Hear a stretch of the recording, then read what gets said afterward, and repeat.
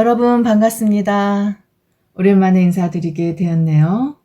오늘은 동기부여를 열심히 해도 변화가 잘 일어나지 않는 이유에 대해서 한번 말씀드려 보려고 합니다. 여러분은 동기부여 책이나 유튜브 영상을 보고 감동을 받아서 정말 이제부터는 다른 인생을 살아야겠다고 굳은 결심을 하신 적은 없으신지요? 마음에서 뭉클뭉클 새로운 에너지가 치솟고 이제는 정말 내가 달라질 것 같은 기대감에 설레이신 적은 없으신지요?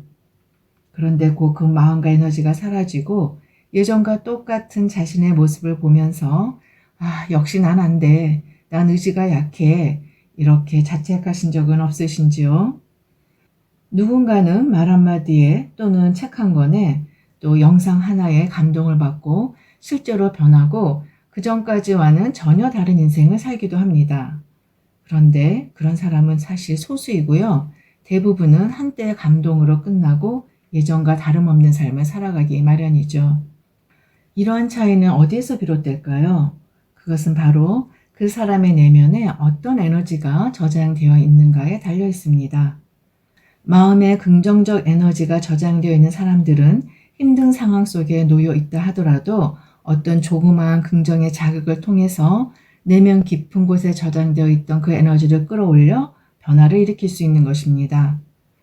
태어나 자라면서 긍정의 에너지를 전혀 받지 못한 사람들은 저장되어 있는 에너지가 없기 때문에 변화를 이루기란 거의 사막에서 꽃이 피기를 바라는 것과 유사합니다. 전 그래서 불우한 환경 속에서 자란 분들이 힘든 인생을 사는 것에 대해서 정신력이 약해서 그래, 게을러서 그렇지, 더 불우한 환경 속에서 자란 사람도 잘 살고 성공한 사람들이 많아. 이런 식으로 쉽게 비난하지 않도록 조심해야 한다고 생각합니다. 이를 뒷받침하는 아주 유명한 연구가 있는데요. 1955년 카와이 섬에서 태어난 833명의 신생아 중에서 마약이나 알코올 중독 또는 정신질환 부모에게서 태어난 201명의 아이들을 신생아 때부터 30세가 넘는 성인이 될 때까지 그들의 삶을 쭉 관찰한 연구인데요. 연구자들은 처음에 이들을 고위험군으로 분류하고 이들 대부분이 사회 부적응자로 불행한 삶을 드물림할 것으로 예측했었습니다. 그런데 놀랍게도 3분의 1에 해당하는 52명은 제대로 된 부모의 양육이나 경제적 지원을 전혀 받지 못했음에도 좋은 환경에서 자란 아이들보다 더 도덕적이고 성공적인 삶을 일궈냈습니다. 연구자들은 무엇이 그들을 그렇게 만들었는지 그 원동력을 조사하였습니다. 그 결과 그 아이들 모두가 공통적으로 어떤 상황 속에서도 자신을 믿어주고 무조건적인 사랑을 베풀어주는 어른 한 명이 주변에 있었다는 것입니다. 아이들은 비록 부모에게서는 긍정적 에너지를 받지 못했지만 주변의 다른 어른으로부터 믿음과 사랑의 긍정적 에너지를 받아서 내면에 저장시킬 수 있었던 것이죠. 그 에너지가 있었기에 불우한 환경을 이겨낼 수 있는 힘을 가질 수가 있었던 것입니다. 이 연구 결과는 양자역학적으로 볼 때 사람도 결국 에너지적인 존재이며 그 에너지에 의해서 건강과 삶, 거의 모든 게 결정된다는 것을 알려주고 있습니다. 그래서 내면에 저장되어 있는 에너지에 의해서 동기부여가 변화로 잘 이어지는 사람도 있고 그렇지 못한 사람도 있는 것이죠. 아무리 경제적으로 부유한 환경 속에서 태어나 자랐다 하더라도 늘 부모나 주위 어른들로부터 지적당하고 혼만 나고 자랐다면 그 사람의 내면에는 긍정적 에너지 대신에 부정적 에너지만 저장되어 있을 것입니다. 그래서 우리는 종종 권력과 돈을 가진 집안의 자제가 일탈 행동을 하는 것을 보게 되죠. 그러면서 어떻게 저렇게 좋은 환경 속에서 자랐는데 저런 행동을 할 수 있냐고 비난도 하게 되는데요. 마찬가지로 이것은 그 사람의 내면의 에너지를 미처 알지 못하기 때문입니다. 사람이 살아가면 어떤 역경에 누구나 다 부딪히게 되죠.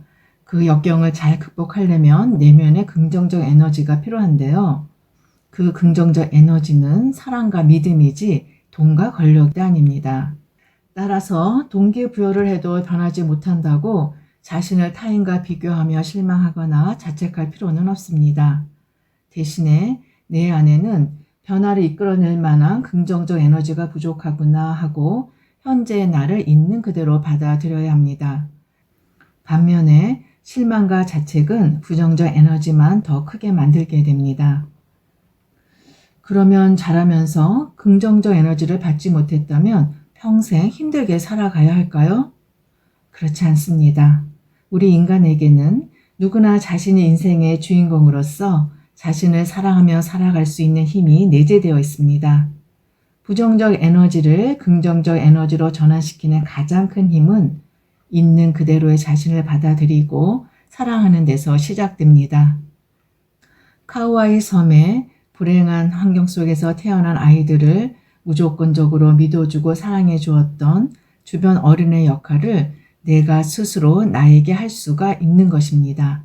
이것이 마음 공부이고 내면의 치유이죠.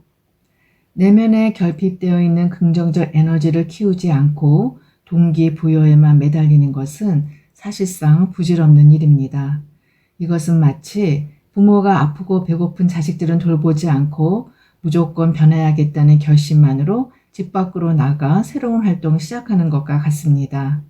이 경우 당연히 아픈 자식들부터 먼저 돌보고 건강하게 양육해야 하는 것이죠. 그래서 저는 늘 내면 아이의 상처 치유를 강조하는 것입니다. 제 자신도 책이나 강의, 상담, 명상으로도 바꿀 수 없었던 제 마음과 현실을 내면 아이 상처 치유를 통해서 변화시킬 수 있었거든요. 내면 아이의 상처는 마음의 응어리와 같고요. 이것은 양자역학적으로 볼 때 결맞음이 깨진 부정적이고 힘든 에너지입니다. 종교적으로는 원죄라고 부르기도 하고 또 카르마라고 부르기도 하죠. 따라서 인간으로서 가장 우선적으로 중요하게 해야 할 일이 바로 내면 아이 상처 치유이고 진정한 삶의 변화와 자유는 이것에서 시작된다는 것을 항상 기억하셔야 합니다. 이 과정이 절대로 쉽지는 않아요. 조상 대대로 내려오는 엄청난 에너지의 까르마를 풀어내는 게 쉬울 리가 없죠. 때로는 이 과정에서 힘은 너무나 들고 마음과 현실은 쉽게 바뀌지 않기 때문에 차라리 포기하거나 죽는 게 낫겠다는 생각이 들기도 합니다. 그러나 잊지 마세요. 포기만 하지 않으면 언젠가 터널 끝에 빛이 보이는 순간은 꼭 오기 마련입니다. 포기하지 않고 노력하는 사람을 하늘은 절대 그대로 방치하지 않습니다. 하늘은 스스로 돕는 자를 돕는다는 우주의 진리를 믿고 마음 공부를 잘 이어가시기를 기원드립니다. 다음 편에서는 여전히 내면 아이 상처 치유를 어려워하시는 분들이 많기 때문에 그분들을 위해서 좀 더 구체적으로 마음 응어리 푸는 방법에 대해서 말씀드려 보겠습니다.